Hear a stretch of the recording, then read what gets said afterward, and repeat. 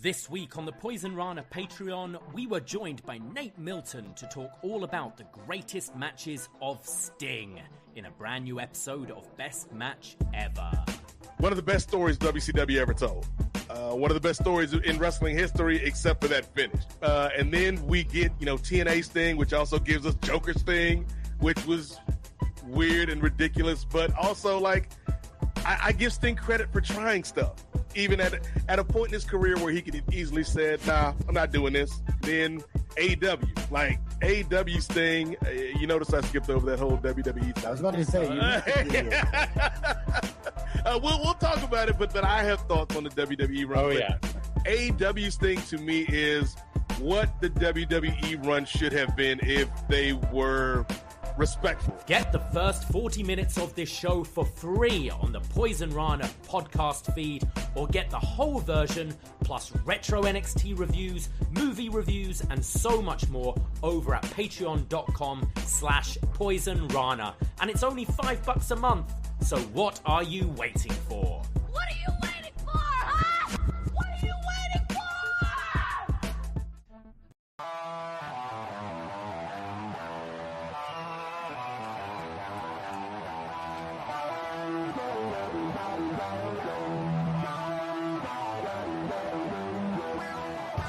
First time in a long time, but back like I never left.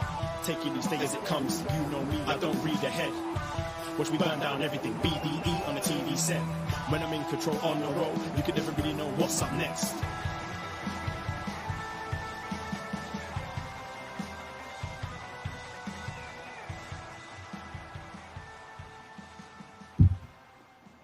Hello. Hello. It's been a while since that's happened. Can I stop it? Yeah, there we go. Hi. That would be good. Hello, Braden and Davie here for Up Next. We are live on the Post Wrestling YouTube channel. Hello, postmarks out there, or maybe you found us in whatever podcast app. Hello. Hit that subscribe. And it's Tuesday night. We're gonna talk about some Taking NXT. all my lines. I let the theme go, and now you're just like, you're out. Yeah, just do the show. What is all over your shirt? Tissues or something. I don't know. It's distracting. It was distracting. YouTube.com/Post Wrestling. Hello, postmarks. Hello, tadpoles. Hello, everyone. How are you? We are here. We are your NXT friends. And we're on the road to stand and deliver. And well, we hit a minor little roadblock today. That's on right. our journey. We did. Yeah. We'll talk about a few roadblocks in our journeys, road trip blocks from just this past weekend. But yeah, this is Roadblock from NXT here tonight. And that means just in a few weeks, it's Stand and Deliver WrestleMania weekend. So yes, the road to Stand and Deliver is finally cleared past this roadblock. And I think we can kind of assume some of the matches going forward for that. So we're looking forward to the next few weeks of NXT leading up to this big WrestleMania weekend show, which we're also going to be at as well. So let us know if you're thinking of attending. We got a few messages from some people just from this weekend. Shout out to Joe, I believe we ran into at Greensboro Coliseum. Shout out, Joe.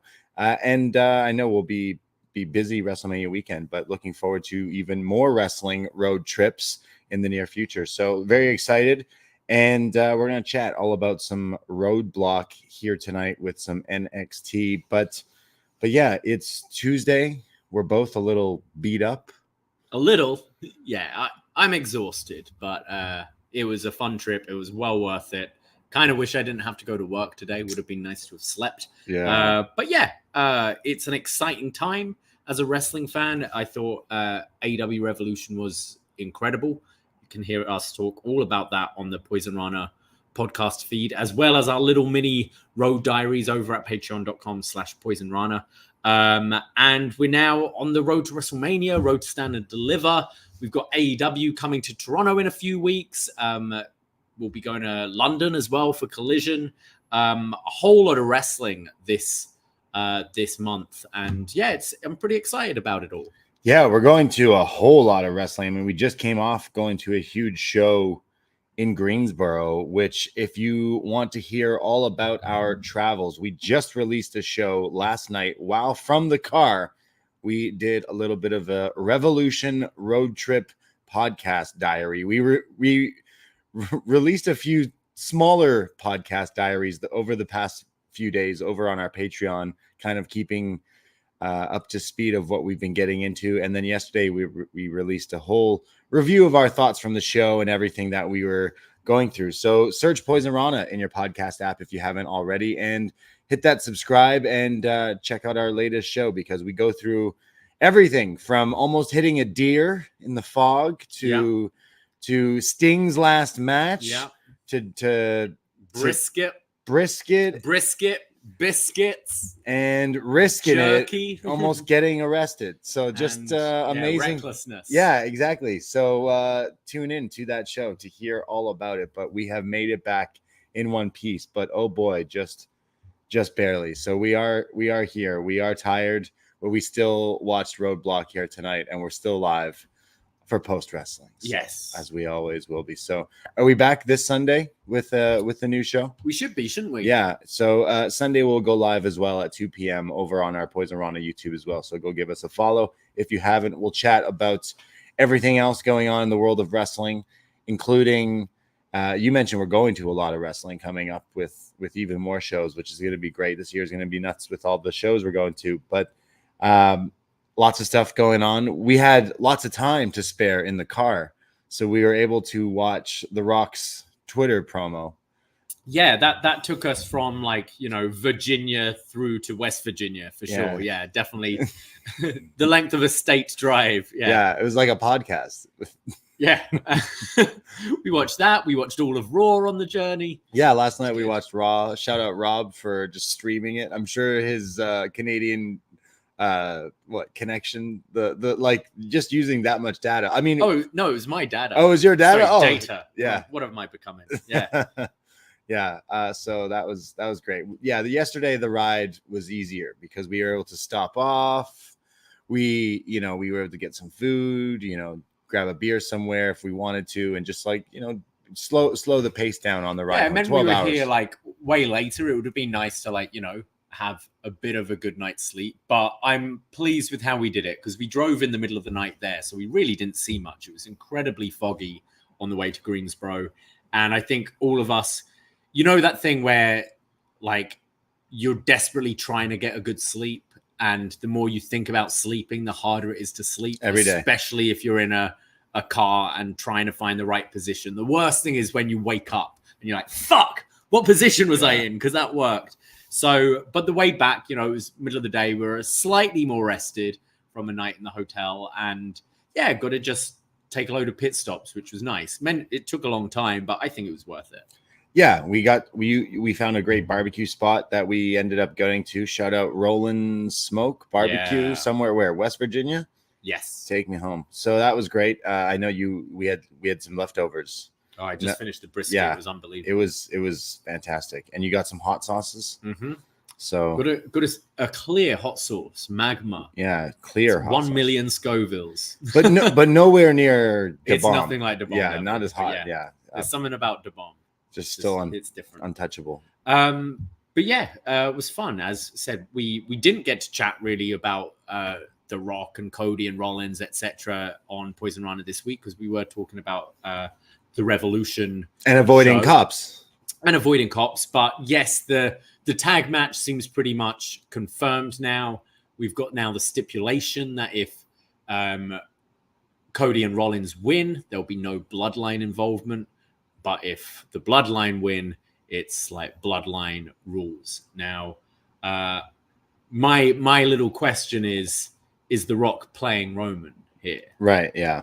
That's the whole Is story. this a way that Rock's kind of trying to give Cody his clean match at Mania? And he's an actor, isn't he? Yeah. He could be playing us all. Sometimes he's a good actor. So still, Seth pins Rock.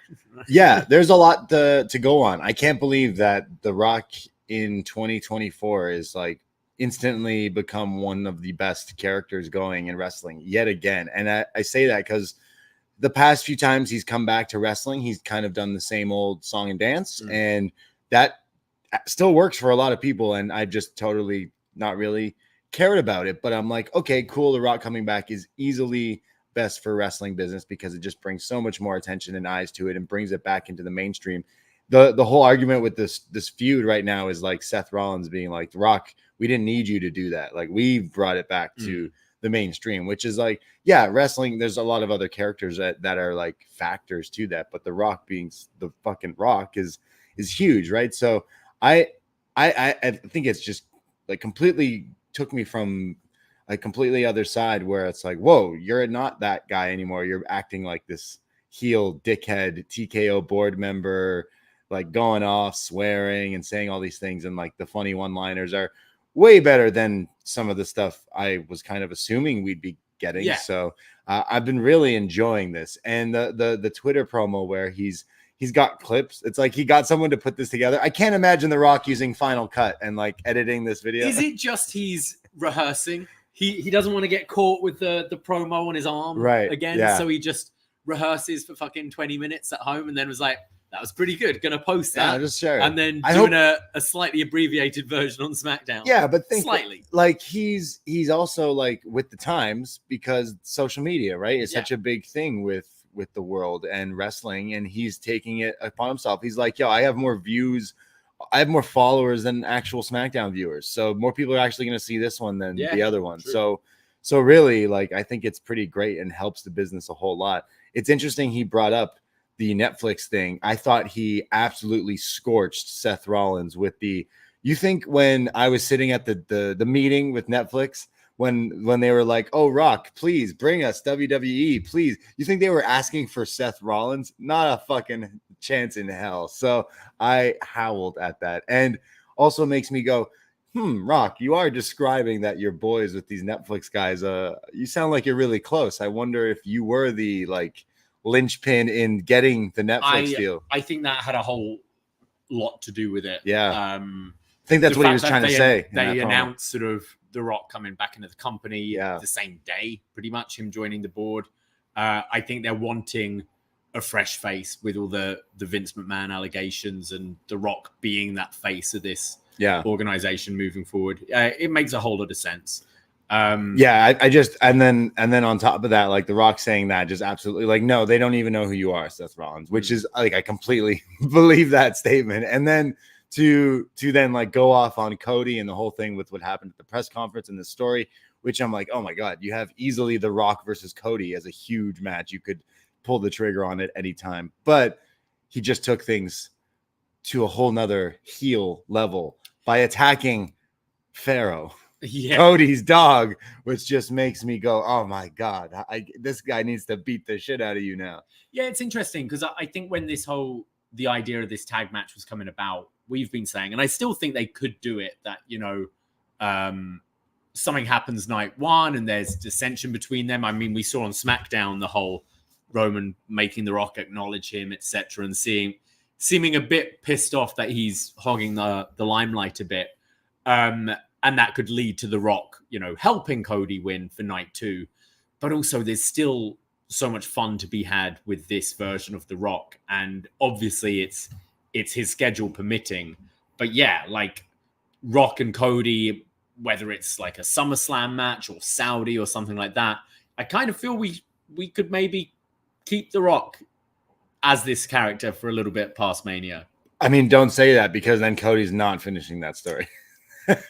Well, it could be Rock chasing him for the title, right? Eventually, one day. But yeah, I've been really, really enjoying it. And that there's other things, like fans were so into picking apart the Sami Zayn bloodline saga of the little things, the winks, the nods and stuff.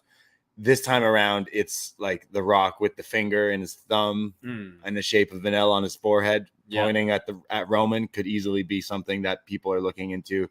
And the promo of The Rock being like, Roman will put the title on the line with no bloodline, and Roman's face is like, whoa, I didn't agree to this. And then on top of that it's like a movie. It really is, or like an HBO drama, a sort of. And hear me out. Don't just go, wait, it's wrestling. Because that all on top of that, then you're like me or you, who's like, okay, The Rock is doing this to actually infiltrate, right? And in any movie and any like Goodfellas or whatever, it's then Roman being like, hold on a second, Rock, acknowledge me. And then The Rock's like, crap. It's like it's The Departed, right? It's like the bit where you're deep undercover. It's The Departed, and you've now been told to test the cocaine or something like that, isn't it? Oh, you're one of us. Yeah, pull the trigger. Yeah, exactly. Shoot that guy. So, and it's like, So like I don't want to say like, wow, I can't believe I'm loving The Rock again in wrestling, but he has come back with like full on swinging, and I don't know if they've been planning this, writing this for weeks and weeks leading up to all this, but it almost does sound like something happened. They went with it, and it's just snowballed into this. But it's been really good. It's definitely working. I was disappointed with Rollins on Raw. I think he's the one who he could really I've benefit said quite a bit recently. I think he's quite hit and miss. I think when he's dialed in and stepping away from the goofy character a bit, I think he can cut a good promo. I think the amount of sort of abuse he's getting from The Rock and Roman verbally right now, he needs to come back swinging, and Diarrhea Dwayne. Oh man, it was the drizzling shits. No and it's pun intended. And it's I see some people defending it being, well, he's using like that's something The Rock would say, and that's true. The Rock comes out with goofy but The Rock is someone who can get away with it. Yeah. Rollins, it just sounded like, yeah, well, you smell, like just a really weak insult. I hope he comes back. I'm still sticking by he pins Rock at the end of this. I'm still sticking by that. But I want to see a bit more from him, because I think I'm loving the stuff between him and Drew on Twitter, going back and forth. I think Drew's been amazing. But for the sake of this tag match, I do need a bit more from Rollins. Absolutely. This is a storyline and a match that could make him excel to something that he's not been able to break through. Like, as much as he's the measuring stick in WWE, he's Triple H's White Knight. He's never the guy. Out of all the past WrestleManias, he's not main evented it. He's won one because he's cashed in a Money in the Bank into a match he wasn't even scheduled to be in the main event. He's never been the actual guy. This feud could absolutely elevate him. And I've been excited to see, like, hey, can you like hang with the fucking Rock? Because like so far, Cody, he definitely can. He's the best talker like they have. If the Rock wasn't here, right? Like it's that way. But Seth's promo on Raw was just, oh man, like you came out here. I'm like, okay, what do you got? Let's hear it.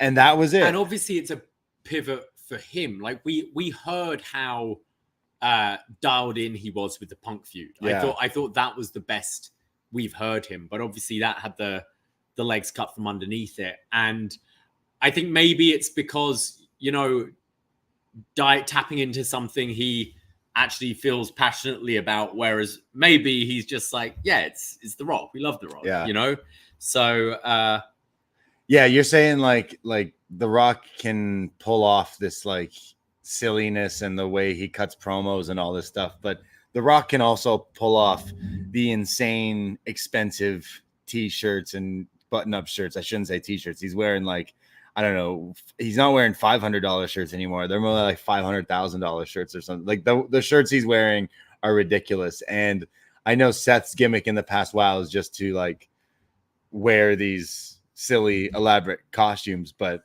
man, I thought he shit the bed with that promo. I was like, really? Okay, so this Friday, though, is the four of them, like, face-to-face. Yeah. So I'm hoping he's got something in the chamber, or there was something there, but, like, really, it was like, ooh, you're really not helping the case. He should have a lot with Roman. They've got that history. Yeah. They were on the road together, the Shield and all that. Yeah. So I'm hope he's got stuff for that. But, The Rock, he needs to step up. Like, also like standing next to The Rock, it's like, oh no, The Rock could probably like step on you, but we'll see. Yeah, but also The Rock will get blown up by stepping towards him. His meat will fall off the bone. Seth's got the cardio on him. But yeah, there was that. We've been kind of concerned that maybe the IC title picture will be a multi-man. It doesn't seem to be that way. We've got a gauntlet match booked for next week, which sounds like could be pretty good. I'm hoping for maybe a Sammy Chad Gable final there, but I think we're getting Sammy Gunther, and I think that sounds great. Yeah, Sammy Gunther should be the WrestleMania match. Absolutely, that sounds. It sounds like an awesome story with the whole Sami Zayn. He's such a good underdog redemption story. It's his go-to playbook, but it always works. And then now it's against Gunther, which that match sounds like a dream match. So really excited to go to see that one as well. So yeah, there's a lot of pieces fitting together for WrestleMania, and it's looking pretty good. And they're doing a really good job with a lot of the stories and stuff. Like this was my first time watching Raw, like front to back, because we were in the car. So there's still a lot of stuff that I'm like, okay, like, does this show need to be fucking 3 hours? Can you not tell these stories? But it makes so much money. It's the machine. You can't like, hey, wrestling's doing good. And I'm excited for a lot of the different matchups, but like, yeah, even if it's just a tag match with The Rock in it is still like a huge thing for WrestleMania. So I just think it's absolutely crazy that you think Seth is pinning The Rock. So go for it. You need a shirt. Seth pins Rock. It's the only thing that makes sense. You might get beat up. I don't know. Wearing that. And then when it doesn't happen, just slowly change out of it. Rock pins Seth. Like, I just don't see how The Rock pinning either of them helps anything. I think really. it goes to bloodline rules. Bloodline rules? Yeah. So you're going to get like everything, all the bells and whistles here. You're going to get the match between Cody and Roman. You're going to get them to use like weapons and hardcore stuff. And then one by one, the bloodline guys. And then it'll be. And then you'll have the Avengers. You'll have Sammy. You'll have Kevin. You'll have Jey Uso. You'll have all the people that they've wronged. Sting. And then you'll have which one was the one that turned? Jimmy turned on Jay, right? You'll have him turn heel again to try to cost Cody. That doesn't work. And then finally The Rock, who then goes, nah, actually, I want to help Cody. And Cody wins it, sets up The Rock Roman next. Sounds very overbooked. Yeah. Sounds fun. It's probably what it will be, right? So like it can't just be the one-on-one, because you're going to get the inevitable interference anyway. So it's silly to be like, oh, no interference. It's like we've literally done that for 2 years now with Roman Reigns. But there's so many different options, and it all sounds pretty fun. Yeah. So good stuff for WWE and WrestleMania. Again, we just went to Revolution, and we had a whole fun time, and the wrestling there was outstanding. Still can't get over some of the stuff I got to witness live. So please do go check out our road trip podcast for free, Poisonrana in your podcast feed. But we do have a Patreon, and support your small time content creators, because thank you everyone for the kind words. Even though our microphone messed up for our best match ever Sting review, it was still worth it. So check that out with Nate. The full show is out on our Patreon. We just did a review of The Crow. Good timing with Sting retiring. This week, we're taking it easy because we're licking our wounds. We're going to look at a What's Next, where we're going to be looking at the March 13th, I believe, edition of 2014 NXT, featuring Neville as champ and Adam Rose, the Rosebuds, and Sasha versus Paige on this episode as well. So you get all those shows and everything Something else. we could be seeing again very soon. Yeah, maybe. Down the line. Possibly. I mean, I started to go back to WWE and stuff, but you can see how into it I can be right now. Because I see Bayley getting her ass kicked by, like, mind you, some of my favorite wrestlers, just like this whole gang of these Japanese girls who just hate Bayley. And then Dakota Kai's like, yeah, me too. Meanwhile, I'm like, big business is coming up. And I'm like, yeah, money is great and everything. But like, Sasha. It's written for Sasha to help if Bayley. You come out right now, like, oh my God. It's like, imagine who is there? Like, Sasha, imagine the pop at WrestleMania if she came out to like save her. Like, who am I? But like, fuck, that would be pretty crazy. So, so we're chatting about that on a What's Next. And then the next few weeks, I mean, we're leading up to WrestleMania weekend, and we have some crazy shows lined up for the Patreon. So we'll get out a proper schedule, but you look forward to a review of Rocky WrestleMania 15. We're having a Philly themed month. So we've got Rocky, WrestleMania 15. We've got NXT TakeOver Philadelphia, as well as we're going to put up a poll for you to choose what classic ECW show. I think we're going to stick to the 2200 arena, 2300 ECW arena. Yeah. So events there. We'll put up a poll. So very WrestleMania Philly inspired month as we're on the road to WrestleMania. Yeah, and again, at Poison Rana Pod, Twitter, Instagram. Shout out all our new followers on there and all the old ones. But let us know what shows you're going to and what you're looking forward to for Philly and all that. And then finally, we've got a bunch of shows coming out on our Poison Rana podcast feed, which is absolutely free. So if you haven't hit that subscribe button yet, do it. We've got Shot in the Dark coming out on Thursday with John Cena, covering all the wrestling you might have missed over the next week. He's talking about Ring of Honor, NXT Level Up, Women of Wrestling, which has been, I swear, it's actually been really good lately. The wrestling has definitely stepped up, and they've been like putting on some really entertaining stuff. So I'd recommend it. And then I believe this Friday we have your boys Martin Bushby, Brandon from New Jersey, and Dickie Bird for a brand new episode of Eagles Don't Hunt Flies. It's their John Moxley show. And this time it's Moxley versus Demons. So they're going to be talking all about, Moxley's demons, his stint in rehab, how he's sober now. Oh, I was like, what do you, I thought you meant like Finn Balor or Moxley something. versus Balor and Kane. Heidenreich and whoever. Yeah. No, so this is going to be a pretty deep episode. I completely trust these boys to do it. I've been loving this series. They've been Brandon, not so much, but yeah, the others. And then this Sunday, our regular Poison Rana show. Yes, lots and lots of podcasts, free shows, and everything. Poison Rana in your podcast app. Hit that subscribe. Well, shall we talk about some NXT? I think so. We've hit a roadblock on the road to Stand and Deliver, and it can't be a show named after something related to cars without a video intro package featuring a car. Not just any car, though. One of the best cars ever made, a Lexus.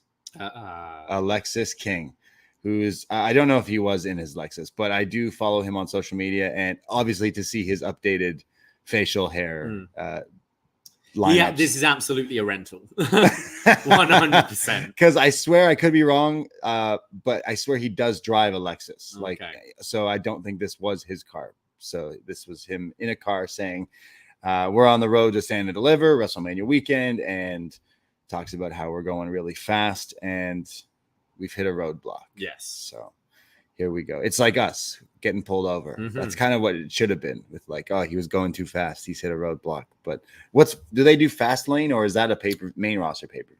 Fastlane was a main roster pay-per-view. It works better when you have both of those things. So it's like 1 week is Fastlane, the next is Roadblock. That's how they used to do it. One after is Flat Tire. Yeah, then after WrestleMania, the long ride home. Yeah.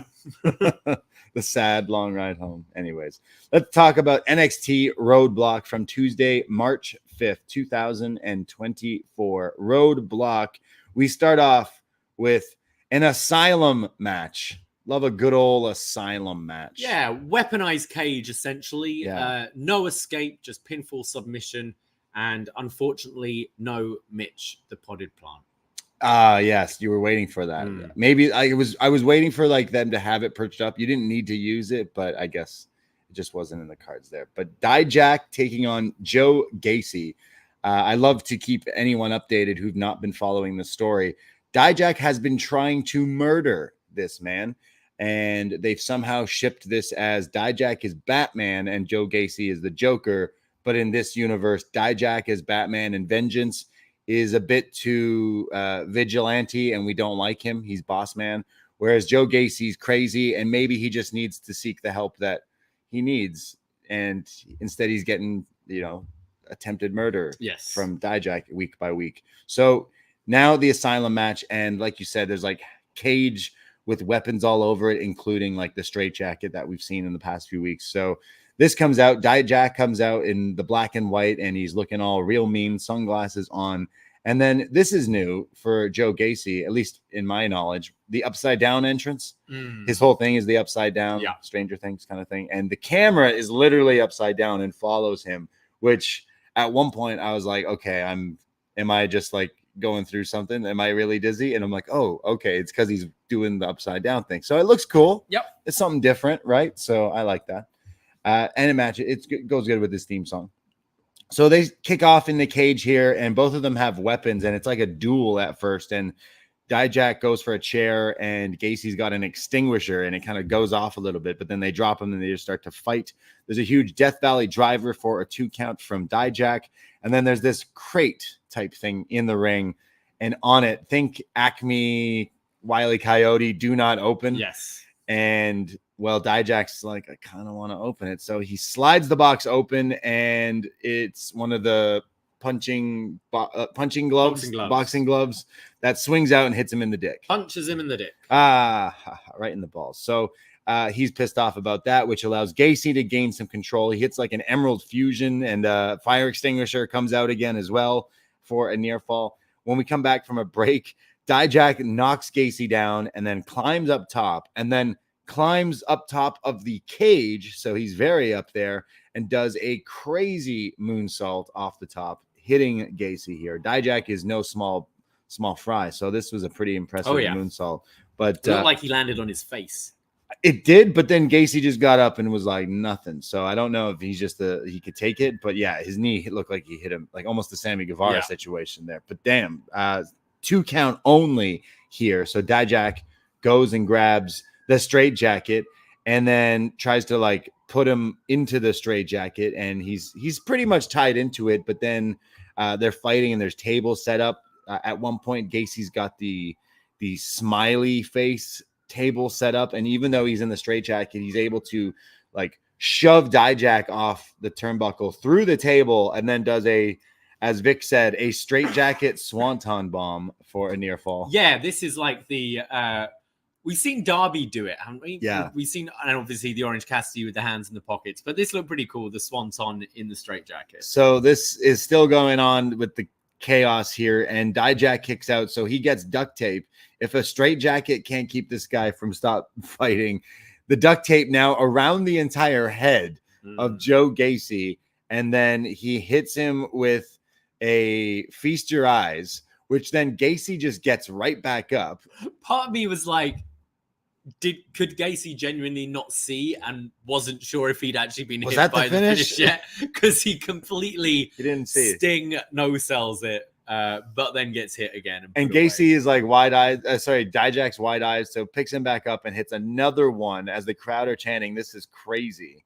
And 2 feast your eyes, finally putting Joe Gacy away, and Dijak wins the Arkham Asylum match, if you will, here. But the visual of Joe Gacy having no visual, because he's just like tied up in a straitjacket, tape around his head, duct tape all around his face. Oh, trying to take that off would suck. I thought this was pretty fun. I think Dijak's kind of made a name for himself of being able to do these fun plunder matches in WWE. Yes, this is still kind of a sanitized version. You aren't getting people do swantons through panes of glass on stack chairs here. That ain't happening. But I think Dijak, in all these kind of matches we've seen him do, whether it be the strap match with Eddie Thorpe, or his match with Wes Lee, or with Ilja, like he's had some quite creative spots in these matches that made them really entertaining, and a bit more than just, I'm going to whack you with a kendo stick now, I'm going to whack you with a chair now, which is a lot of WWE hardcore style matches. I thought this was fun. The visual of it was kind of ridiculous, with Gacy just completely bondaged up here. I wonder where it goes from here, because Gacy is still smiling at the end. This feud has gone on a long time. It has to end. This should be the end. But I wonder whether we're going to see these be like an unlikely tag team moving forward. Yeah, I mean, are we getting the Joe Gacy, we're not so different, you and I, let's just be tag team partners in the tag team tournament? Gacy starts running out to like help him, like do the Tatum Paxley thing. Yeah, kind of. And Dijak's like, okay, I could see these two still tied together, but the feud has definitely run its course now. Yeah, I don't necessarily hate these guys. Like Gacy's done some of the worst shit I've seen on Tuesday nights here on NXT. But at the same time, I still give him a chance because I watch him wrestle. I'm like, okay, you understand what wrestling is and how everything works, and far better than a lot of other people. But he's just always been given such awful stuff that I understand the hate there is. But then I watched this, I was like, this is pretty fun. And same with Dijak. He usually delivers in matches, and he seems like he's always out there to do something crazy. So yeah, I thought this was pretty fun, and I kind of just want them to be a tag team now. Yeah, to see where that goes. But I don't know if there's room for them. We already got people who don't. Well, you're going to be losing Braun and Baron soon, aren't you? Right. And Chase U has kind of ran its course as tag champions. So I could see these guys winning it down the line. We're getting this tournament coming up as well, aren't we? Yeah, that they're going to talk about. Perhaps they could enter that. We see Rizzo and Tony D backstage. They're getting ready because Tony's got his match later tonight for the number 1 contender spot. And Stacks comes in and he goes, hey, Tony, our guy's here. And he goes, let him in. And in comes Luca Crucifino. Seen this guy, the lawyer. And they kind of talk, and Tony's like, oh, I know who you are. I've been seeing what you've been doing, and I think we could work together. And so if we have a deal, you're going to be my new consigliere. And says, welcome to the family. Which kind of confirmed to me that kayfabe-wise, AJ Galante is now dead, right?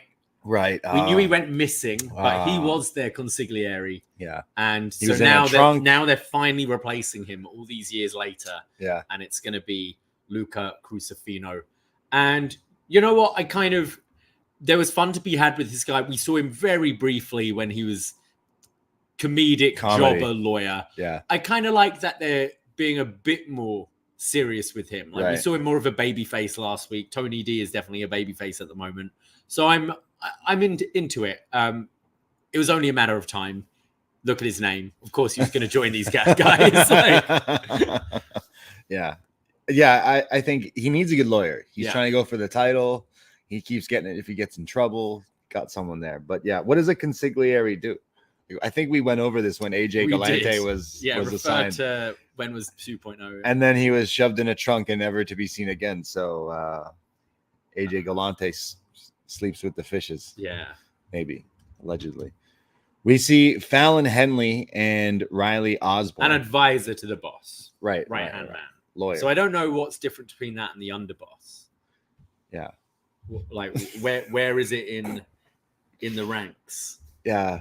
I didn't learn that when I watched Goodfellas or Godfather.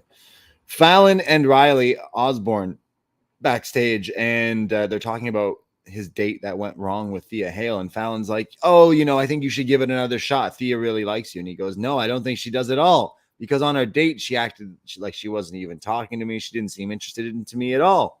And Fallon says, no. She was just playing hard to get. She was listening to JC Jane. And Riley goes, oh, I mean, could that make sense? I just really don't think she liked me at all. And she's like, no, you have to understand. There is something there. When Blair Davenport comes in and basically says, that Thea's a loser, just like you, Fallon. You're giving her advice. Who cares? Stay out of it. And Fallon makes a reference no, what would you know about relationships or something along those lines, which Riley and Blair are, in fact, in a relationship together, non-kayfabe. And then basically Blair makes the joke that Riley, Thea's not his type. Thea's not his type. Yeah. So a little wink, wink, nudge, nudge there, which then sets up our match, Fallon versus Blair, later tonight. Yes. But I think with the little wink there that I can just see them pairing them up. I've been saying as soon as I seen this Riley guy show up with the Chase U gimmick, I was like, this should last fucking 2 weeks before you're a bad guy and just be like, yeah, I'm not in this college gimmick anymore. So. Yeah, I don't know if I feel storyline wise, it makes more sense for him to end with JC or the girl that JC's been hanging out with. Sorry, the calendar's over there. I can't remember her name. I don't know if Blair works character wise as an on-screen girlfriend for someone. I know she did it for Will, but and then had a match with him. Yeah, I don't know. But it is something they can go. I don't know, especially NXT.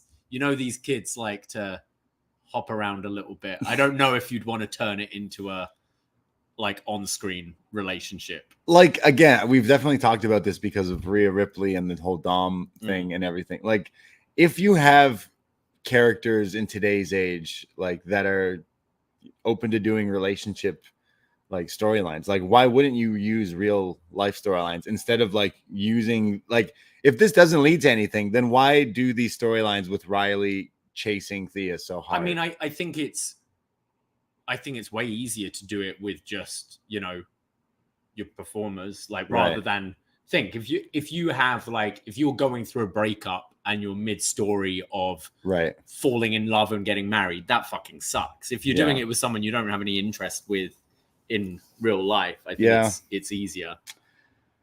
I can't see this character of Blair being loved up with this guy. Well, she's a heel. He should turn heel. Like, they don't need to be lovey-dovey. They can just be meanies together. Okay. That's what I think would work for this guy. He just, so far, it's like, okay, you can do a moonsault, but like, like, can you do anything else? So maybe this is a slow way to get to that direction. Because I've been thinking this whole time it's not that way, because he's like, oh, I like Thea. It should be like JC steals him away, right? But now it's like, okay, let's just go towards Blair. So maybe, potentially, maybe I'm just making things up.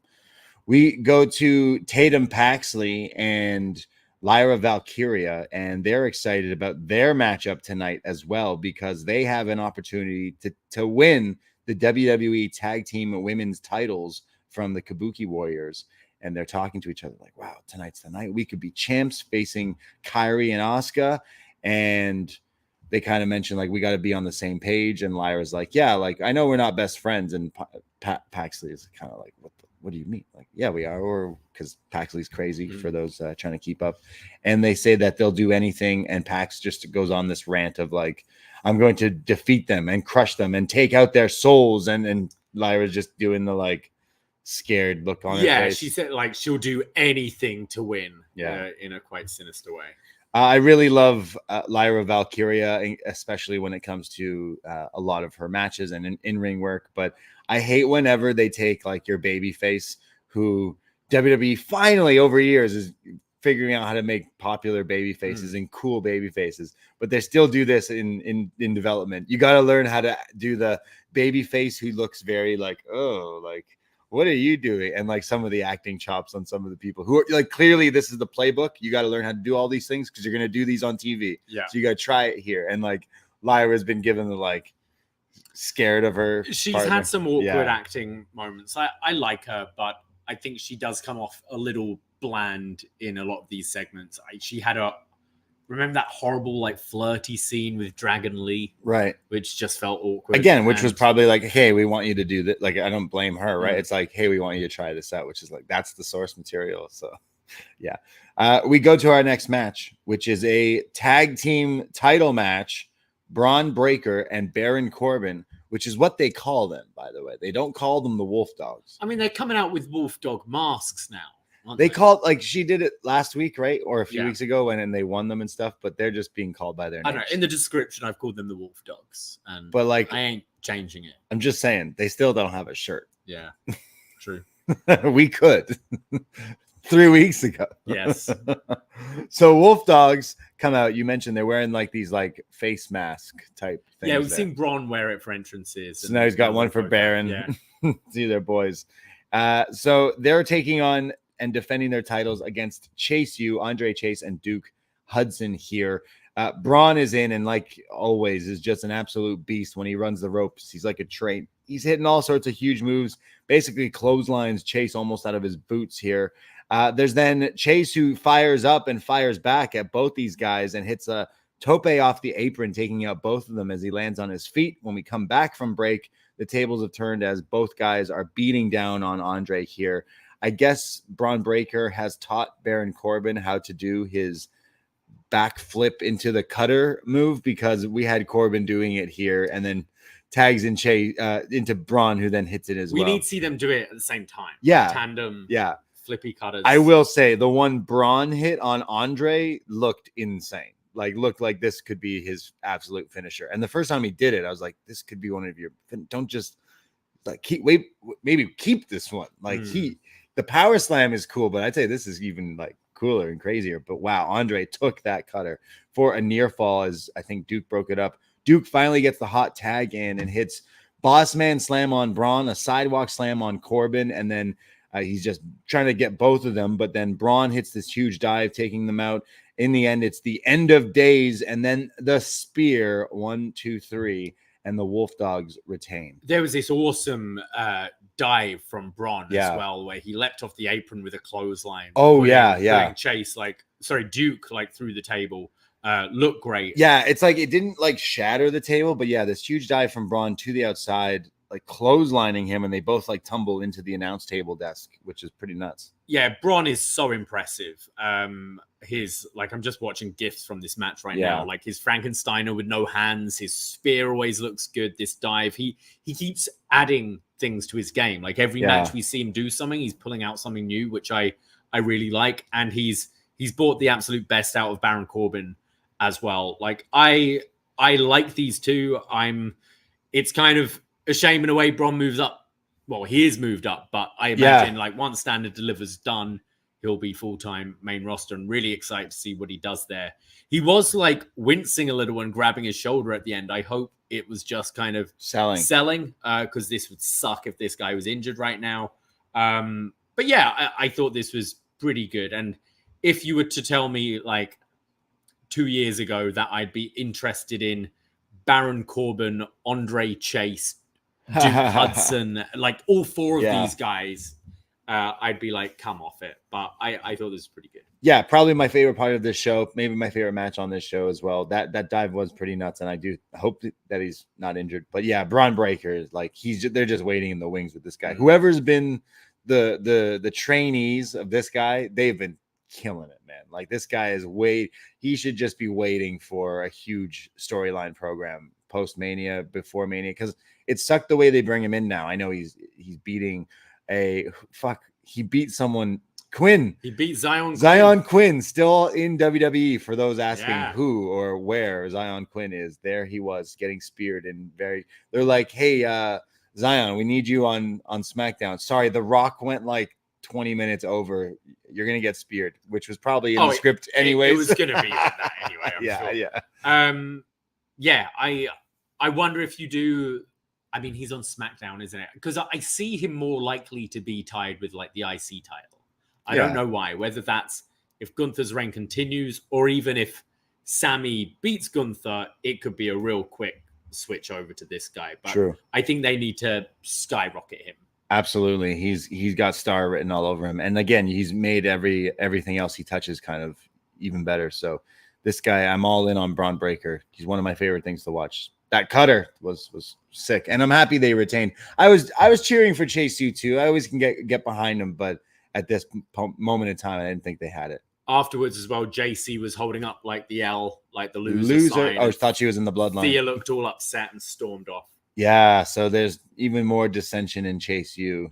Not everything's okay. See, money doesn't solve all your problems. Kids, write that down. Yeah, but great match. Got into it. We see Carmelo Hayes backstage. He's got his jacket on, no shirt, and he's got his security guys. And Quinn comes in to try to ask for an interview here. Sorry, who? So isn't it Quinn? Zion Quinn. No, Quinn McKay. Oh, Kelly Kincaid. Oh, Kelly McKay. Sorry. Oh yeah, looking like Matt Jackson here in his Revolution gear, like the red pantsuit. Wait, who was she? Kelly Kincaid. Yeah. Sorry, Kelly Kincaid. That's her name, right?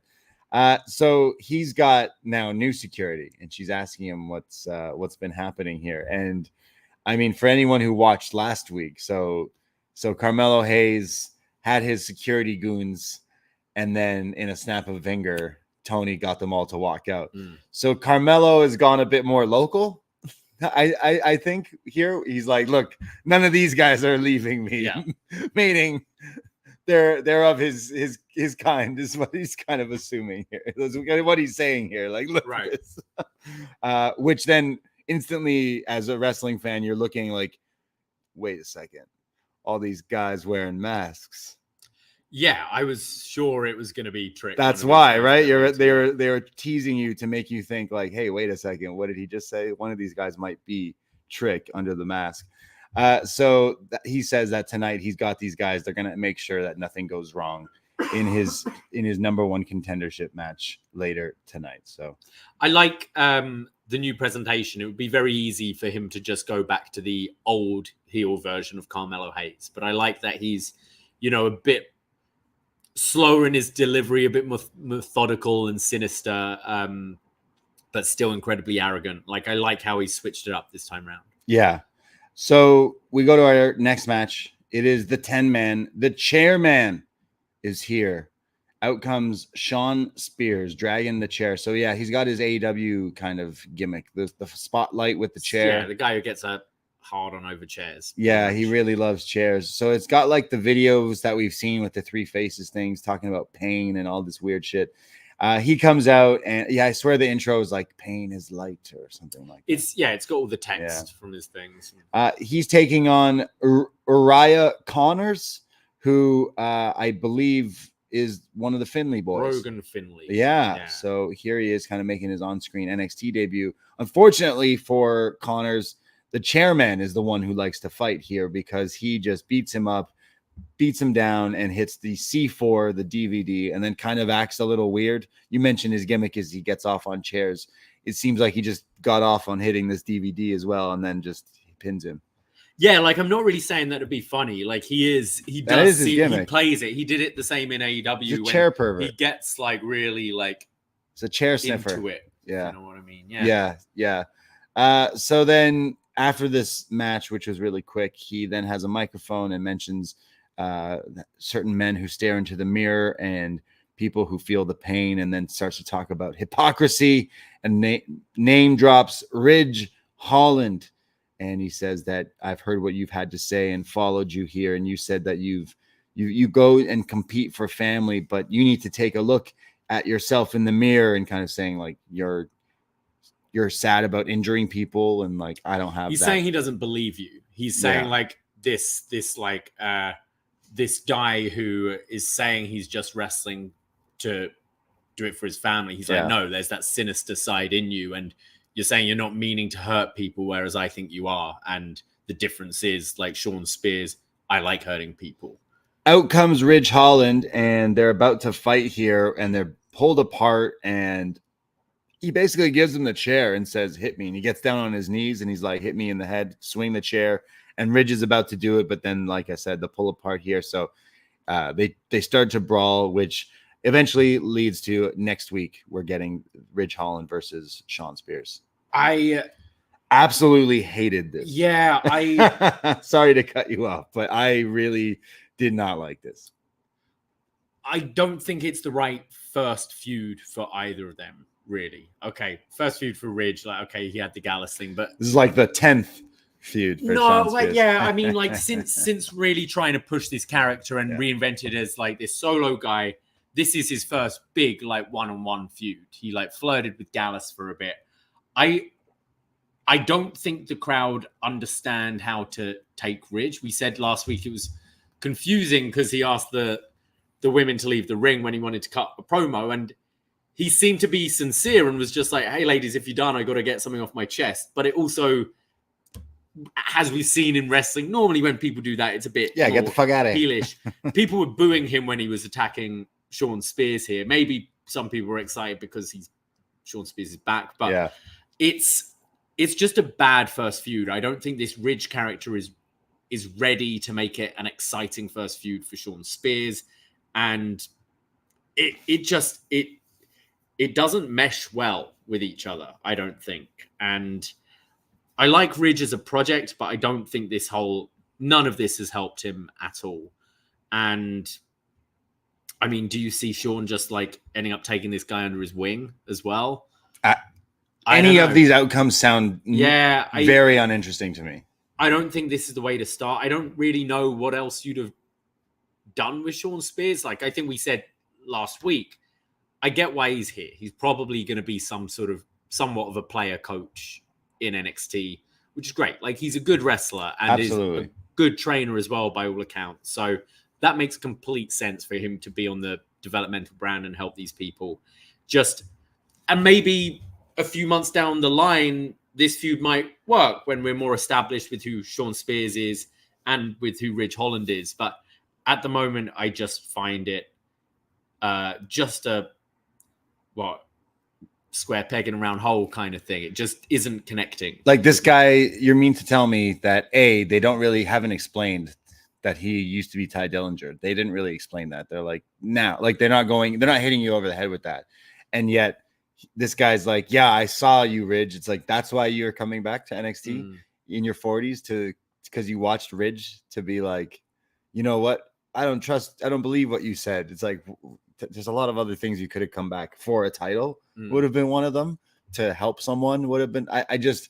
They already took. I don't like the Ridge storyline. Like, I think anything revolving around taking, I injured people and I feel really bad about it. Well, then maybe fucking become a chef or something else, because you're in wrestling where you throw people around and hurt people and beat them to pin them or make them tap out. That is what fucking wrestling is. So I hate that in the storyline. Yeah. Then you took the 10 guy, the chairman, and now we're mixing two things that are just like, this is like a really bad trip. And you're just throwing things in to see what works. Like you said, round peg, square thing. It's like, holy shit, man. Or even if these vignettes leading up to this were targeting Ridge in the first place. Yeah. So it's just like, that's it. Because it felt like these vignettes were building to, a big stand and deliver debut or something like that. Is it because he saw him use the chair on all three of them? Is that why? Because he's like, I see you like hitting men with chairs. Okay, I'm coming in. Like, anyway, like, I'm not interested in the match. I get the sense. Yeah, I just get the sense he wants to, like, this Shawn Spears character wants to, like, he sees Ridge as being potential for like a great villain, but his sort of morals are holding him back. Like, we can see how devastating you can be. Right. He's playing a super villain here, really, like, who's got the Hulk. And he's trying to turn the Hulk evil. He's chairman. If the Hulk is evil, you can take over the world with me. Instead, you want to be an Avenger. I think that's kind of what it is. Chairman comics. Yeah. Yeah. I mean, look, I do like Shawn Spears. It's just like, why is this I don't know. I'm glad, like, is this not the stand and deliver match? Because we're getting it next week instead, which I'm happy about, because, like, I don't need this guy on stand and deliver. I don't need either of these guys on. I don't. I seem to have the card pretty much now. I bet you Shawn Spears wrestles on that pay-per-view. Yeah. PLE, sorry. Yeah. I swear we talked more about it than the actual match and chair attack, but I just really was like, I don't want to watch any more of these guys in the next few weeks, but we'll see where it goes next week. Well, we go into Briggs and Jensen backstage. Shout out Jensen with the Bam Bam Terry Gordy shirt. And next week, Jensen's taking on Obafemi for the North American Championship. And Briggs is like, hey, you should be, be careful. It's a scary guy, that Obafemi. He's a monster. And Jensen says, sorry, damn right he is. You triggered something in me, Briggs. You lit that fire, and I made the challenge out, and I'm going to do this. And Briggs says, well, good luck. And I believe in you. And he walks off. And then Dijak kind of walks in and goes, you just called him brother. You lied to him. He said he's a dead man walking, and you know it. Oh. So and Briggs kind of like thinks about what Dijak just said. I like that. I like that Dijak's like, yeah, you were trying to give him tough love, and now you're sending him to his death. Right. Essentially, Dijak just fucking around with Briggs, which is something I really enjoyed those two in the Iron Survivor. I wouldn't mind seeing that combination be revisited. But yeah, I think we're just on this story where Briggs is going to keep on getting killed by big guys until he eventually gets that big win, I guess.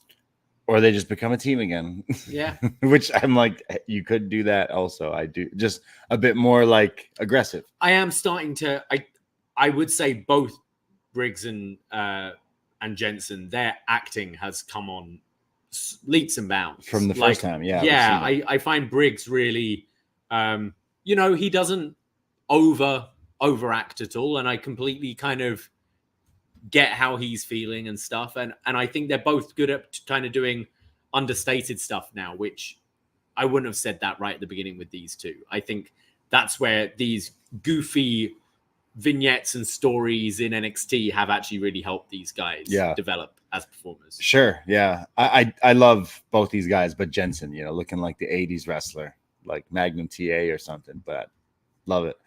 We see Ilja. He's being interviewed backstage, talking about the potential matches that he might have come Stand and Deliver, depending if it's Tony or if it's Melo.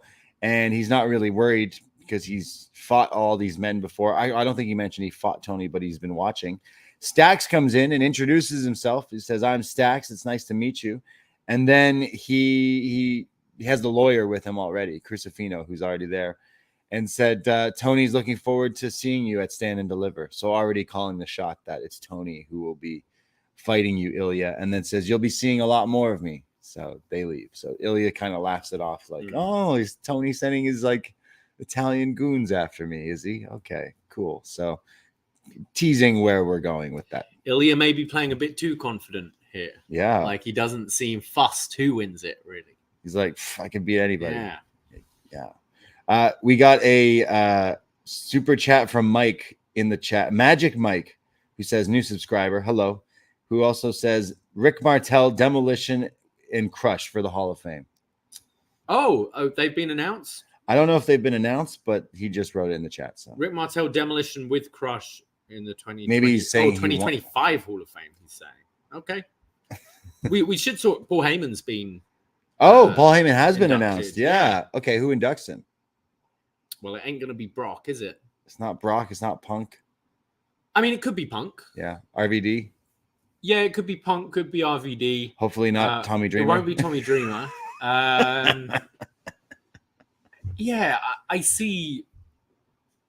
do see it being Punk. Yeah. I think Punk will be a great talker. Like, he's going to be there WrestleMania weekend anyway, and obviously he's not going to be doing a whole lot. So, yeah, why not have him induct Heyman? That makes sense. I mean, you could do Roman as well, but right. It feels a bit like, I don't know, above the character of Roman. I feel like Punk would be the great choice because there's a lot there, like the run, the Paul Heyman guy stuff, right? Yeah, him backing Punk when no one else would. Yeah. That'd be I think Punk would be good. Yeah. Anyone else you want to see going? The Hall of Fame? I mean, Batista was meant to go in like 3 years ago now at this point. Yeah, I don't know who. I don't know. Trying to think. Yeah. I don't know. Put them all in the Hall of Fame. Who? Everyone. Everyone in it. Yeah. It's not even a real hall. No. I'm wondering about this. Like, don't call it Access, the fanatic thing, WWE World.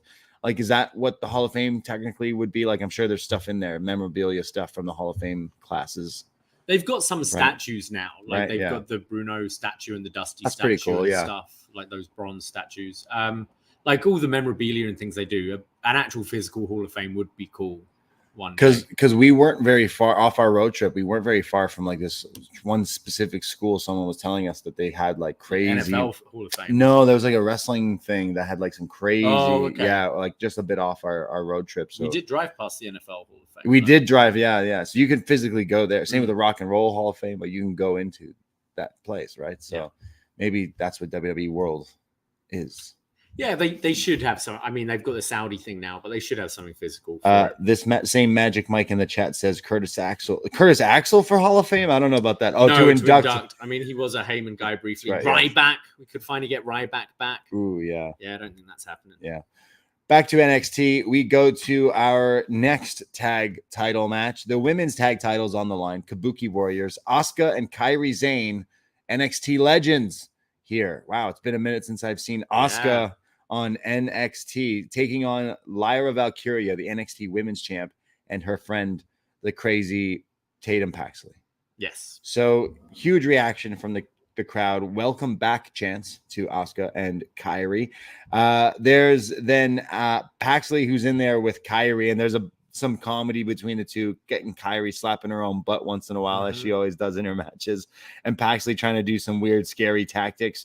But the Kabuki Warriors are in the offense, and they're double teaming on Pax, tagging in and out. There's double drop kicks, just beating her. Finally, Lyra gets the hot tag and hits a crossbody to both, And a bit of a scary moment, at least I thought, where it looked like Kairi may have gotten injured or something. She didn't get up necessarily right away, and looked like maybe Asuka and Lyra were waiting for the next spot, but the ref was checking on Kairi, and who eventually did get up, but hopefully she's okay.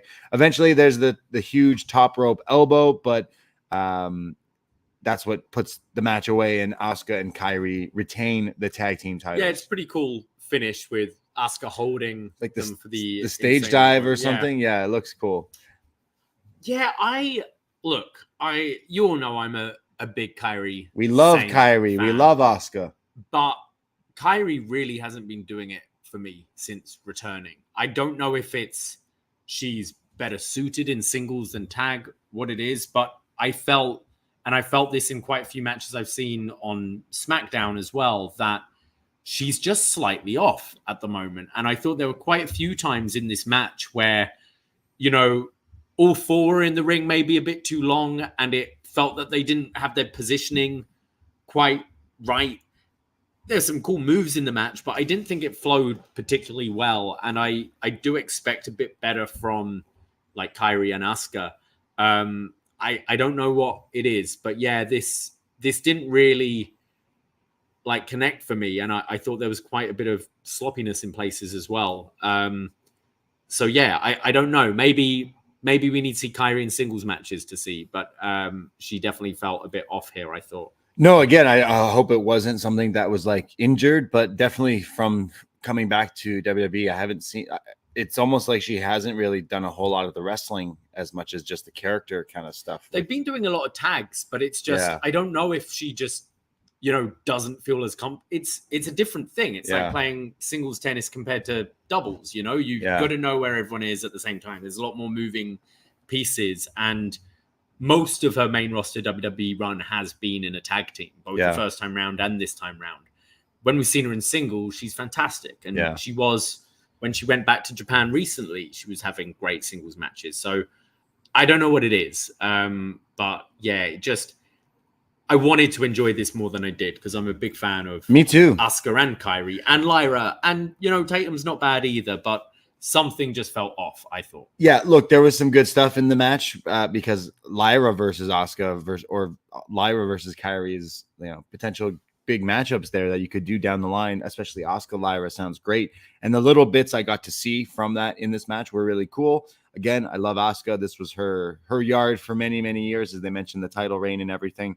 But at the end, it wasn't nothing too hot at the gate. The finish is cool. I think as well, a lot of like what Kairi's great at is her selling as well, and just playing a great like baby face fighting from underneath. Yeah, and therefore the weird kind of heel character I don't think completely suits her either. Right. After the match, Lyra is attacked from Roxanne Perez. Roxanne wearing all white, but she's acting real bad here. She beats down on Lyra and then double stomps her arm and shoulder, like in between the ropes here. They show the replay quite a few times later throughout the show. Wow, this looked like it really hurt. It hurt for Booker T to see his white knight, his golden child, Roxanne here doing the most evil, dastardly thing. And in one of the funniest things he's done on commentary, he does the shucky ducky quack quack, but it's a very like shucky ducky. Yeah, the somber shucky ducky. Oh, shucky ducky quack quack. Oh man. Yeah. So when we come back from break, they're actually showing the replay and they are loading Lyra Valkyria into the back of an ambulance. Okay.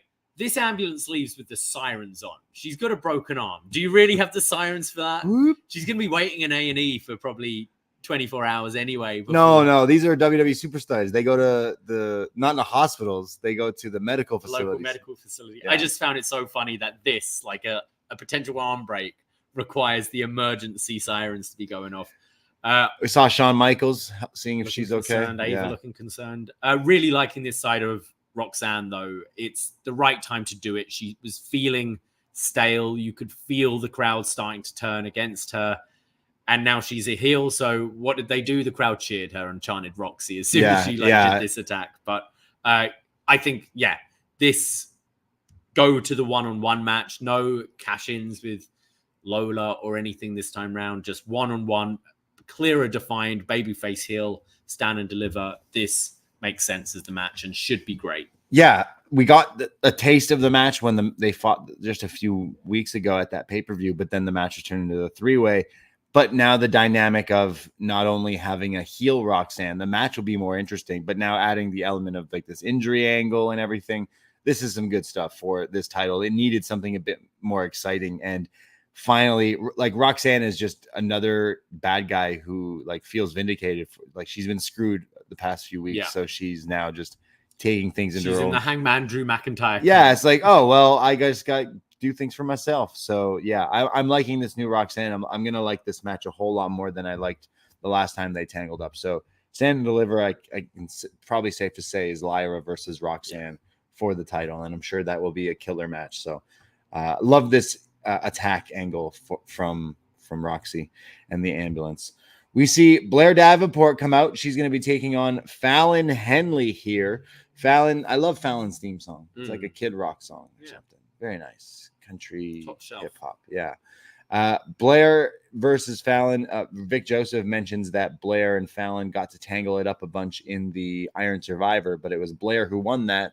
And don't forget it because Fallon won that. Sorry, Fallon won the Iron Survivor. Didn't she? Do you watch the show? I can't remember. Blair won the Iron Survivor? Yeah. Did she? Yeah. All right. If you say so. This is when Vic is like, what's the deal with Blair? She shouldn't have, said these things. And Booker on commentary just goes, mind your business, Vic. Mind your business. Love that. There's then more shoulder and wrist injuries in this show because Blair starts to attack Fallon Henley here, starts to stomp down on it. And Fallon comes back with this running face buster for a near fall. Blair goes to the outside, and when the ref isn't looking, out of the crowd appears a wild and returning Soul Ruca, who hits a handstand into this kind of a botch of a moonsault, really, landing on Blair. No, I think it was a modified Soul Snatcher, but on the apron. Sorry, on the barricade. Okay. She did like a cartwheel on the barricade into a stunner on the floor. Okay, it looked like she just like landed on her. Yeah, I think it was like a cartwheel stunner. And then sends her into the ring, which allows Fallon to hit the Shining Wizard for the 1-2-3. And Fallon gets the pin.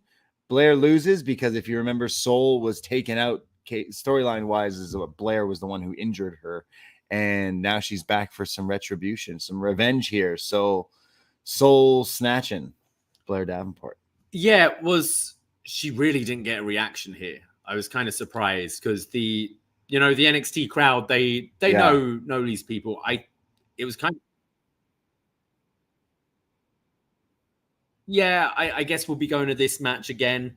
I definitely want to see Fallon be elevated. She keeps getting these wins over like your like more established wrestlers, but then kind of floats around just being everyone's friend. I really want to see her be elevated a bit now. And Blair Davenport seems like she might have a couple of feuds down the line. Yeah, I'm cool with Soul, her being back. Like, I think she could be a great addition to the past Stand and Deliver. I'm watching the move again now. Yeah, it's a cartwheel into a DDT, but kind of doesn't fully. She just cartwheels and then everything else is just there. But yeah, it's not quite Shockmaster, but Soul. So we go to Chase U. They're backstage. They're sad. And JC basically says, you're all a bunch of losers. And doesn't want to hang out with these people anymore. When Thea's like, hey, is this when Thea comes back in here and like, oh, I'm sorry that I did this? I forget what happened here. No, so earlier in the night, Thea, there was like during the Blair versus Fallon match, I believe there was a pull apart. They went, oh, something's going backstage. Oh, right. And Thea Hale was fighting with Kiana James and Izzy Dane. Right. So JC here is dressing down Andre Chase and Duke Hudson and was saying like, you couldn't get it done and you're kind of useless. And Thea storms in saying, I think I've got us a tag team match booked next week. And Jacy's like, yeah, with who? And she's like, well, me and you. And Jacy's like, nah, I'm busy. And walks off. So Jacy full heel turning against Thea. Now I'm thinking, and okay, it looks like Blair might be having a little feud with Sol Ruca, but if your theory of her teaming up with, like, getting with Riley, could Blair step in to help Thea? Yeah. And that could be a way you could have Blair exactly taking him off of her. But she might be tied up with Sol Ruca right now. But yeah, Jacy being like just a right dick to everyone. Yeah. So we're getting Thea needs friends, and now she doesn't have any. So she's gonna call upon Fallon. Clearly, I would think Fallon makes the most sense. Right? Yeah. Blair could be more interesting. Okay. Yeah. Because then you got to get to the Riley thing somehow, some way. Also, Andre Chase posted that his father passed away at the weekend. So and still wrestled tonight and everything. So pouring out for real there. I couldn't imagine. He looked a little emotional during the match. I didn't know this until about after it. But all the love to Andre Chase and the Chase family out there, for real. We see Ava Raine backstage, or is it just Ava? Ava with Gigi Dolan, and she's angry. She wants a match with Ariana Grace because she cost her match last week. And Ava's like, well, I can't give it to you. I don't know where she is. Like, I can't give you this match. She's saying she doesn't want to wrestle. Yeah. She's like, no, she doesn't want to wrestle. And here comes Ariana, who's like, I've returned, and I'm a match. You want a match with me? Oh, I'm afraid not. And Gigi's just like, oh, come on. Like, I just want a match with her. I want to beat her up. She cost me my match. And Ariana says, you're talking all this vulgar language which Gigi did not even say anything with swearing or anything. But she said she wants to kick her ass. I guess so. And Ariana finally agrees to the match. Yeah. So finally Gigi saying like, this is what we fucking do. We wrestle. This is wrestling. We wrestle. We fight each other. You might hurt each other. It sounds like there's a stipulation where if Ariana wins, because Ariana just wants everyone to get along and be friends, and none of this combat, none of this fighting. So the stip sounds like if Grace wins, that Gigi will need to fix up her language and stuff. So I can see it being a kind of My Fair Lady sort of thing with Ariana Grace trying to turn Gigi Dolan into a, pretty woman. Not quite that, but like a lady. Make her proper. Yeah. Okay, so we're getting that. She's probably going to win. So yeah. Right. Yeah. Wow. It's like I'm trying to think of like any movie from like the 2000s or 80s, I guess, where it's like what is the Anna Hathaway, the Queen, the Princess and Me, or whatever, something like that. You know what I'm talking about? Yeah. So we're getting that. Yeah, I think so. All right, great. Shawn Spears leaving NXT, and he's asked about what's going on with him and Ridge Holland, and he says that Rage is Revenge's best friend. So Ridge, I want you to embrace it. So next week they're gonna fight. But we go to the ring. It's the No Quarter Catch crew, the celebration, because Charlie Dempsey has won the NXT Heritage Cup as it stands here in the ring with them. They're all looking real nice. Drew dressed to the nines, all black. He's got a microphone, and Gulak says, now everyone knows what we've been saying, that Charlie is one of the best, that all of these guys are the best. And Dempsey has a microphone, and he says that this cup brings a lot of the style of the competition that aligns with my vision of the pure art form of this sport of professional wrestling. He says that they not only have just won this cup, but with this momentum, they are also entering the new tag team tournament that is about to kick off starting next week, because they will win that as well. And Dempsey says that he wants to bring honor back because of this cup and the rounds. And as he's kind of going off there, William Regal's music hits. Out comes the original villain, the father, as the crowd chant, "That's your father." Yes. To William Regal, who interrupts his own son in the ring here as they're face to face in the ring. And Regal says that this cup means, years to this industry, years of integrity and everything, and the proper, you know, honor of this sport. And Dempsey, British and European tradition of wrestling. Dempsey smiles at him and says, "Don't worry, I'll defend this cup better than you ever could." As the crowd go, "Oh." Regal, with the biggest grin on his face, you know he was loving this, says, "Oh, fee fi fo fum, I'll be watching." And then he stares down. They both kind of give each other a little glimpse, a little smile, and Regal leaves. Yeah, this was cool. Confirming what we thought with the no quarter catch crew all defending this thing. Right. I was wondering like how they had Drew holding it most of the time, whereas that could lead to something where maybe Drew keeps on defending it, and Dempsey's like, "Well, hang on, I'm the one who actually won it." And you could lead to a feud to that, with maybe Dempsey eventually going with Drew, or other way around.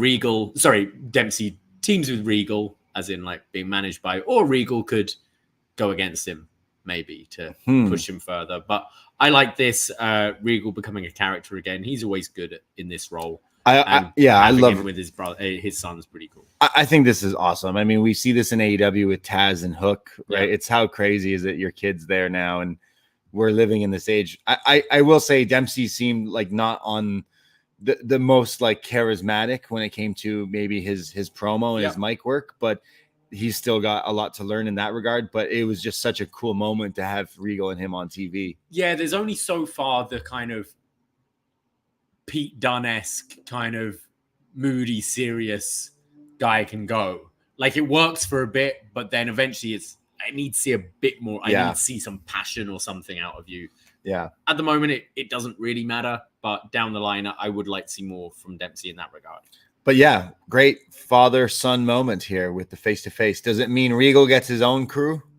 He's like, "Oh yeah, okay, I'll go hire a bunch of other people." I like that. I think that would be, I don't know, that almost makes more sense. Regal getting people to test his son rather than him just managing his son. He's doing it to help his son in the long run, but he's assembling his own people maybe. So he calls up Mox, Claudio, Danielson. "Guys, my son needs to be humbled. Please get in here." What a match. The BCC versus what did they call themselves here? The no catch crew. Yeah. But did you hear what Drew said in this promo? He said no quarter catch crew. Maybe once, maybe twice. And then to shorten it for the promo, the NQCC. Gotcha. We're adding more names to this. Even that as a fucking thing is long. Anyways. So yeah, Regal and Regal Jr. in an interesting moment here on NXT TV. I've always loved Regal as an on-screen like character. He's got the pizzazz. He's got the, you know, the charisma, whether he's talking about his lizards or oil paintings, whatever, he's always got that charm. So I'm interested on wherever this leads.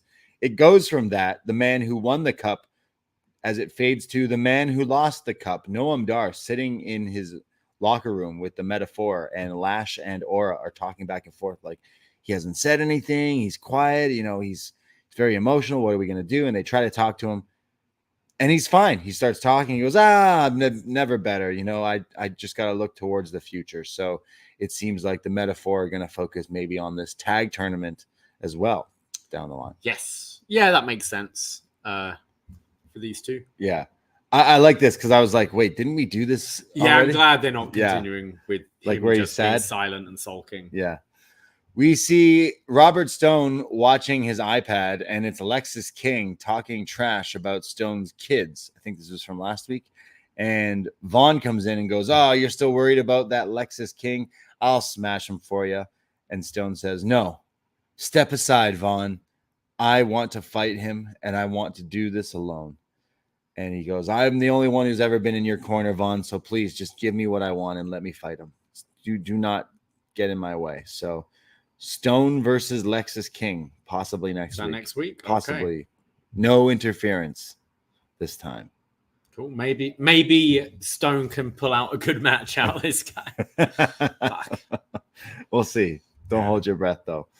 So next week, also, Shawn Spears versus, that sounds like Porn star. I mean, Sean Spears is definitely a porn star name, but yeah, Sean Spears versus Ridge. We got Gigi versus Ariana Grace, and Jensen versus Oba Femi. Yes, right, stacked. Yeah.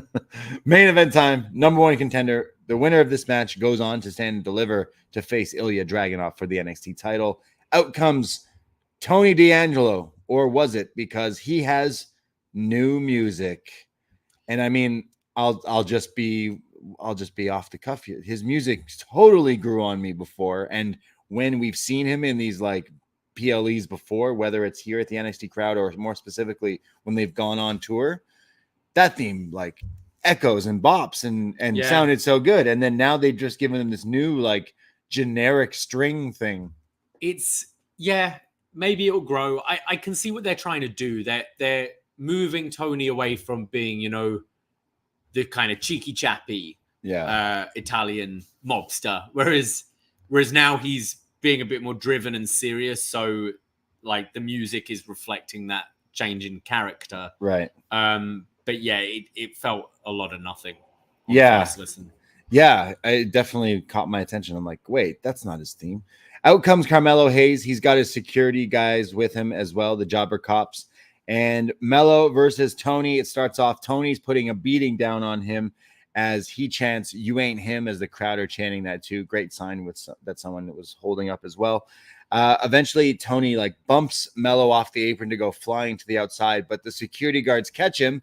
So Melo's like, "Oh, good job. Thank you." As he goes back in, it's just Tony hitting a series of offense, huge belly to bellies, and then the big spine buster, Italian Kurt Angle at it again here. But Hayes comes back. He hits his suplex into the cutter for a near fall. He is trying to do something out the corner, but Tony catches him in midair with like sit out powerbomb for a near fall as well.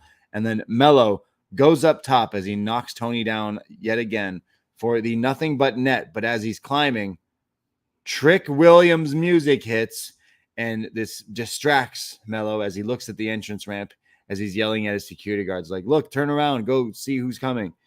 When no one comes out, he turns around. Tony hits him with a huge spine buster. This was sky high almost here as he rolls him over and then hits the fisherman buster and just crushes him with this. Forget about it, as he calls it. And 1, 2, 3, Tony D'Angelo is going to stand and deliver. And if you're wondering, wait, where's Trick? It's Tony who gets on the mic and goes, "Oh, I'm sorry, I had to do that. You know, like the Don had to pull out some tricks for this. Apologize for the stunt I pulled." Yeah. However, you know that the Don always delivers. So Melo, I got a present for you. And the music hits once again, but this time it's Trick who runs in from behind and slides into the ring. He beats up all the security guards, the jobber cops, sends them flying, and goes to attack Melo, who slides out the ring and runs away, cowarding away with his cops, as it's Trick Williams standing tall in the ring, music playing, Booker T ad-libbing, NXT is right. I like how over the last 2 weeks, in the past, the only sort of, you know, mafia business kind of stuff with Tony, it's just talking about things that have happened off screen. You know? We took care, Uncle Tito took care of that guy or whatever. Like, whereas now, like last week, paying off Melo's security to jump off. This week, you get the impression, oh, he paid the sound guy. Hey, I'll slip you a couple of bills when Melo's going up to the players. I kind of like that, and I think they could play more with that. It seems like that could be controversial. WWE, you know, letting their employees pay off people to do these things. Right. Oh boy. The match was fine. I think Tony's wrestling has come a long way. I thought it was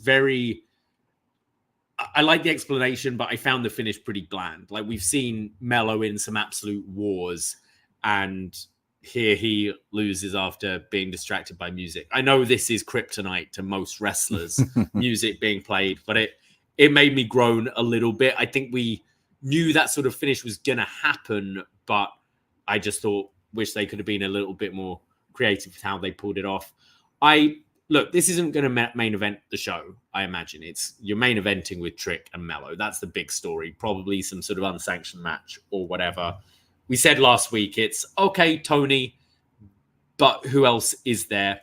I kind of wish you started this build with Tony a little bit before to make us really want to see him go for the title. Yeah. Because it just feels, for your stand and deliver, this has come together kind of at the last minute, and no one really considered him as a title contender. And it's like, okay, yeah, I guess he's the challenger. And I'm sure Ilja will pull a big match out of him, but I'm not into it at the moment.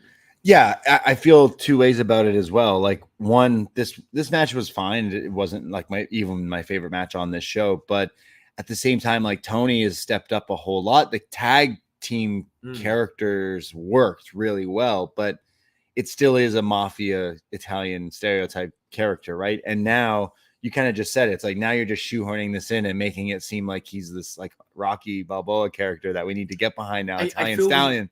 We should have seen like the change like a month ago. Yeah. You know, and him starting to rack up some big wins and be like saying like, that's what I want. Right. I don't know. It just felt a bit last second out of like going with him. Yeah. I do think the match is going to over deliver though. I think the match could definitely be better than we're maybe like thinking it could be. But like, for me, it's like, who else would they put in this slot, right? Like, again, Tony has definitely stepped up. I just think they could have done a lot more to make us actually care, where now it just feels like we're just going to be rushing towards this, because really Ilja, Trick, and Melo in a three-way would still have a lot more like story and history going for it than just throwing Tony D into it. So it's a bit like head scratching at that, because like I want to get behind the guy, but then you also just took away his music, and gave him new music, which I'm sure we can get over, but still there's only a few weeks left to the show. But I don't want to be like, oh, it's Tony D'Angelo. I think the match could be really good, but I'm also like, why isn't it someone else? Businessing his way to the title. Do you see him beating Ilja at all? I mean, it's possible for sure, but I just, I can't say it's something that's still. I definitely had time, like since last week. Like I think we kind of saw the writing on the wall last week as soon as they went with this, that this would be your challenger for Stand and Deliver. So, not the most exciting pick. I'm sure they can do some fun stuff in the next few weeks to maybe make us care for it a bit more, but. You said it. I think if you just plan this a bit better, that maybe we would be caring about him already, and it would be a bigger especially deal. as well against a babyface champion. It's a bit backwards. So I don't want to shit all over Tony, because he is fun. Him, Stacks, the whole crew, they are good, and they have been busting their ass for sure. But I think maybe it's like, oh, we're going with that. Oh, okay. So already it's like, well, that's not the main event. It's Trick and Melo. So, which is like, shouldn't they have the title then? Kind of thing. I don't know. But also, does it need the title? Exactly. Yeah. Maybe not. Yeah. I thought this week was okay. I probably enjoyed the Asylum match the most. Those are the two better matches. The tag with the Wolfdogs and Chase You. Yeah. But maybe it's because I'm, tired after the long weekend and everything, but wasn't my favorite episode of NXT this week. But I'm sure Stand and Deliver will be good. I think, Roxanne and Lyra is something I'm actually pretty looking forward to. Yeah, I didn't necessarily like this episode of NXT as much as some of the others, but there still was some good wrestling. I add that tag match was pretty fun. The Asylum match was pretty fun as well. Everything else, give or take. But there was some good stuff leading towards, Roxanne, the heel turn. I did enjoy that angle with her attacking Lyra. That match will be better that now that Roxanne is a full-fledged heel versus Lyra, the babyface. So that match will be added to the show for sure. We're getting Tony versus Ilja. Whether you like the story or like the choice, I think the match itself can be pretty good too. So we'll see, but maybe it's just a bit of a letdown because it's Mania weekend and maybe we were expecting. Well, we thought it was Okada, right? So too bad it's not him. Instead, we got the chairman who's wrestling in NXT for some reason. So he's here. So I'm very honestly very hot and cold with this everything going on in NXT, because one segment I'm like, oh, that was pretty good. And the next segment I'm like, I wanted to change the channel very badly. I want to turn this. The chairman, Sean Spears, someone I've watched in Toronto, Ontario, and then NXT and everything for years and years and years. I'm just like, why though? Why here right now with this gimmick and everything? So there's a few things on this show that don't necessarily grab onto me right now, but it'll be a great stand and deliver because they've been delivering, to give them the pun. So, well, thank you, Jake, for a super chat who says, welcome back, bruvs. Thank you. Happy for Heyman in the Hall of Fame. Got some other messages in the room. Thank you. A lot of people in the room today. Appreciate it.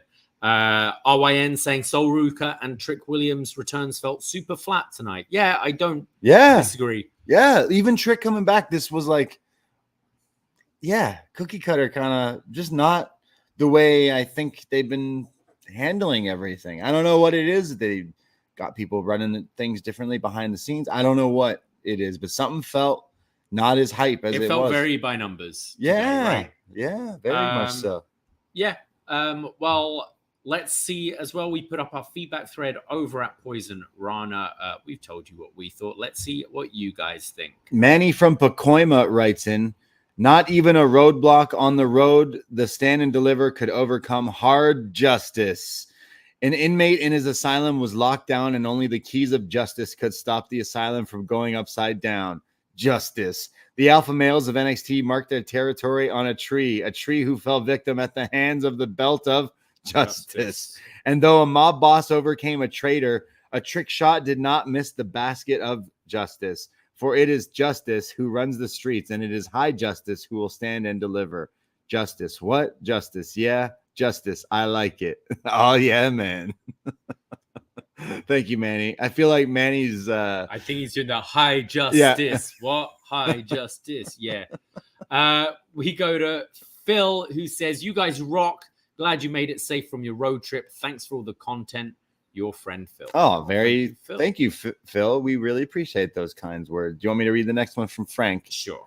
Frank writes in, we may not have NXT Italy yet, but we may have an Italian champion come Philly, not named Rocky. Shout out Booker for being one of his better ones tonight. Shut up, Vic.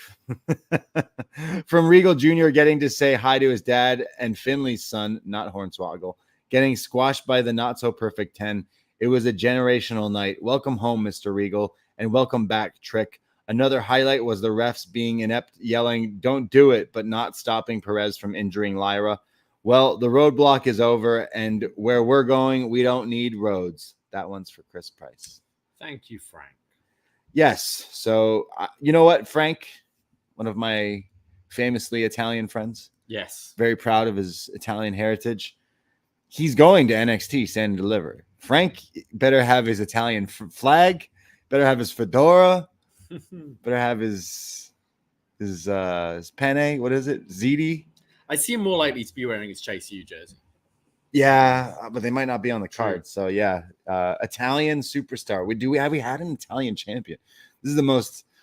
This is an international championship fight. If we got a Russian taking on an Italian, true, yeah. At stand and deliver in Philly, yeah, it is right. Rocky. That is. Oh, it is kind of like Rocky 4. Maybe that's why we're going with it. Stallone gonna show up. Yeah, for this one. Thank you, everyone, for writing in, and everyone in the YouTube chat or the YouTube replay, or maybe you're listening to us in your car on a walk. Thanks for listening to us here on the Post Wrestling feed, chatting all about NXT. Let us know. Did you agree with us? Disagree with anything? At Poisonrana Pod, Twitter, Instagram. We'll always accept your DMs unless they look sketchy, but or they look like they're fake, because we get a lot of those. Thanks. We'll be back on Sunday over on our Poisonrana feed. So again, search that in your podcast app or on YouTube and give us a subscribe. Check out all the other shows that we have done. Yes, including our road trip show. We've survived. We've made it back. And now we're on the road to Mania, only a few weeks out. What, like 40 days or something, like less than 40 days going towards Philly. So we'll be really excited about that. And we're going to be podcasting a whole lot, all the other shows and stuff. So check us out. And I myself, Braden Herrington, you can follow me personally at the Bray D. And you can find me at Davie Portman. That's it. That's all. Take care. Goodbye. Be safe and appreciate it. Ahoy!